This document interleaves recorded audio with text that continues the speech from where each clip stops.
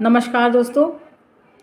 आज हम बात करेंगे बिहारी के बारे में और मैं आपको जो पद व्याख्यात करके बता रही हूँ वे वही पद हैं जिनकी परीक्षा में आने की बहुत ज़्यादा संभावनाएं रहेंगी। वही मैं आपको व्याख्या कर रही हूँ।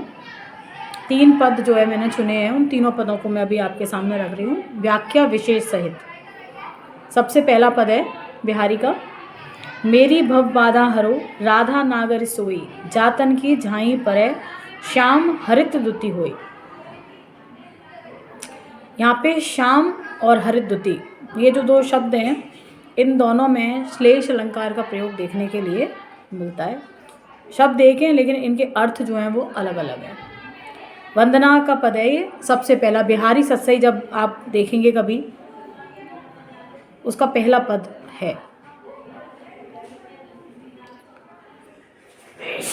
तो जो बिहारी हैं वो इस बात को कह रहे हैं,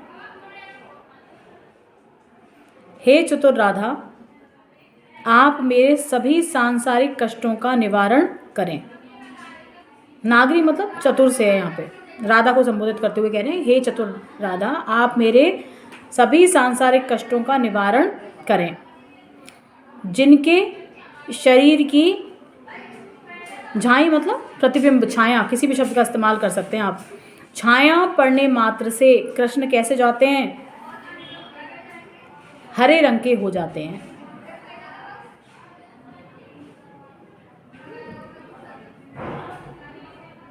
उसके बाद दूसरा जो अर्थ है वो देखें आप कि हे चतुर राधा, आप मेरे सभी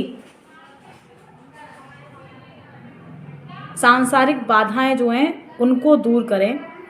आपके शरीर की छाया पड़ने मात्र से, अब यहाँ पे हरिद्युति का मतलब क्या है? प्रसन्न चित्त। श्री कृष्ण कैसे जाते हैं? प्रसन्न चित्त हो जाते हैं। तीसरा जो अर्थ है उसको देखें, हे चतुर राधिके, आप सभी मेरे सांसारिक कष्टों को दूर कीजिए। आपका प्रतिबिंब पड़ने मात्र से,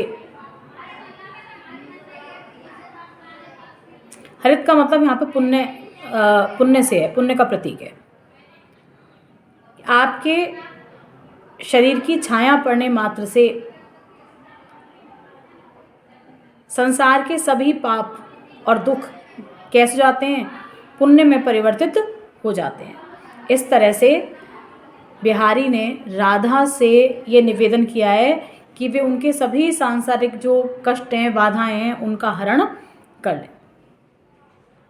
यदि विशेष की बात करी जाए तो श्लेष अलंकार का प्रयोग यहाँ पर देखने के लिए मिलता है। वंदना का पद है और राधा कृष्ण जो के दोनों की युगल रूप की जो वंदना है वो की गई है।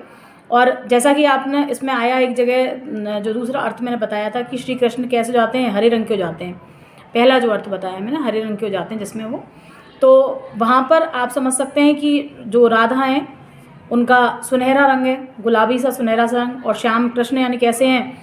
वो काले रंग के हैं। और दोनों जब मिलते हैं, श्याम रंग के दोनों मिलते हैं, तो हरा रंग जो उत्पन्न होता है। इससे पता चलता है कि जो बिहारी हैं उनको रंग योजना का बहुत अच्छा ज्ञान था, जिसका प्रयोग यहाँ पर उन्होंने किया है।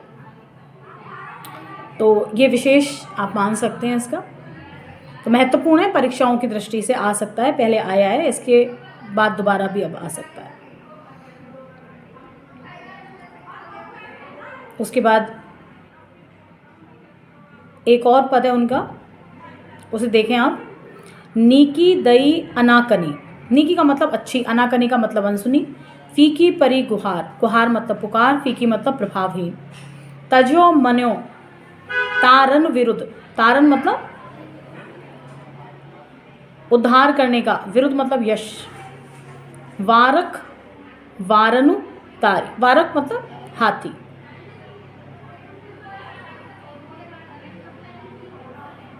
वारनु मतलब हाथी, वारक मतलब एक बार, तारी मतलब उद्धार कर दिया आपने एक बार। जो बिहारी हैं वो कह रहे हैं कृष्ण को संबोधित करते हुए कि हे प्रभु, आपने अच्छी अनसुनी कर दी। मेरी सभी पुकारें कैसी हो गई? प्रभावहीन हो गई।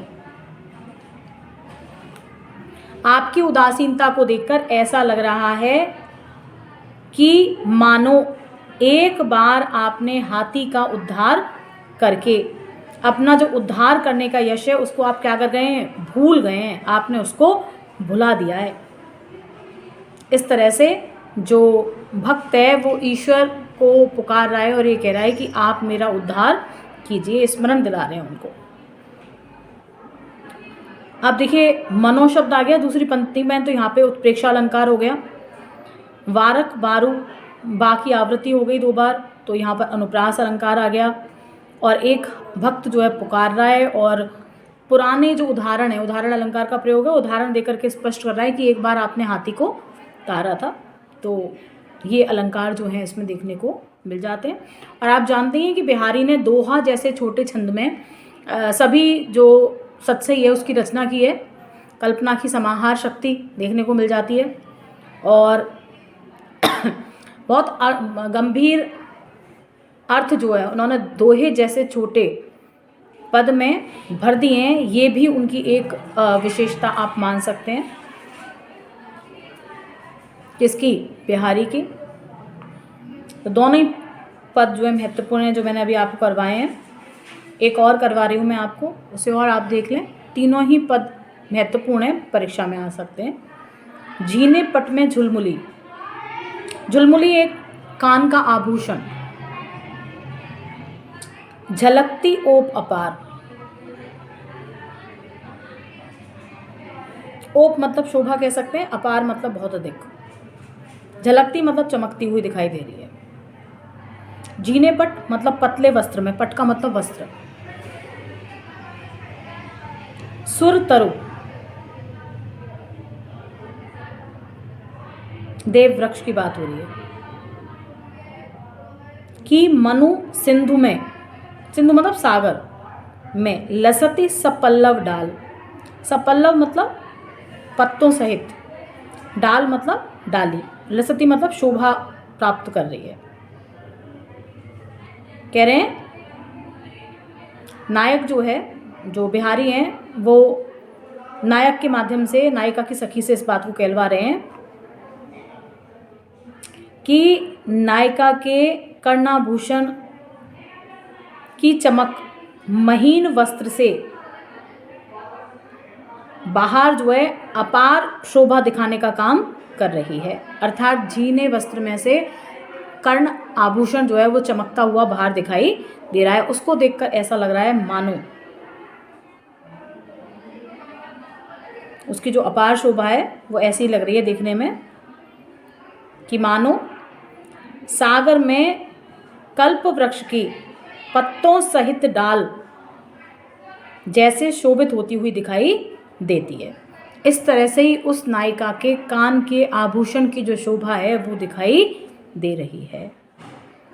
इस तरह से बिहारी ने नायिका के सौंदर्य और उनके आभूषणों के जो सौंदर्य उनका निरूपण जो है इस पद में किया है। साथ में झाझा वर्ण की आवृत्ति, ओप अपार में आ वर्ण की आवृत्ति जहाँ हो रही है ना, वहाँ पे कौन सा अलंकार हो गया आपका? अनुप्रास अलंकार। जहाँ वर्णों की आवृत्ति हो वहाँ अनुप्रास अलंकार है। मनो मनो जानो मानो, जहाँ पर इस तरह के शब्दों का अलंकार हो वहाँ अनुप्रास अलंकार। तो अनुप्रास अलंकार, उत्प्रेक्षा अलंकार, उत्प्रेक्षा अलंकार यहाँ पे है ही, आपको दिखाई दे रहा है। और सुंदर कर्णाभूषण पहन रखे हैं ये भी बताया गया है। और उसकी तुलना करी गई है किससे? कल्प वृक्ष की डाल से। देव वृक्ष होता है कल्प वृक्ष, उसकी डाल से उसकी तुलना करी गई है। तो इस तरह से तीनों पद परीक्षा की दृष्टि से महत्वपूर्ण हैं। आशा है आपको पद पसंद आएंगे, समझ में आएंगे, और कैसे समझ में आ रहे हैं आपको ये भी आप बताते चलें, जिससे कि थोड़ा संतोष मिलता है पढ़ाने वाले को भी कि हाँ ठीक है समझ में आ रहा है। तो आप वो पढ़ें और एक बार कमेंट करके ज़रूर बताएं कि आपको कैसा लगा, कैसे लगे पद, समझ में आए कि नहीं आए, या कोई और आपको दिक्कत आ रही है तो वो बता सकते हैं। कोई और पद है जिसकी आप व्याख्या चाहते हैं तो वो भी करवाया जा सकता है। धन्यवाद। और अगर पहली बार आप चैनल पे आ रहे हैं तो प्लीज़ लाइक, सब्सक्राइब, शेयर करके ज़रूर जाएं। धन्यवाद।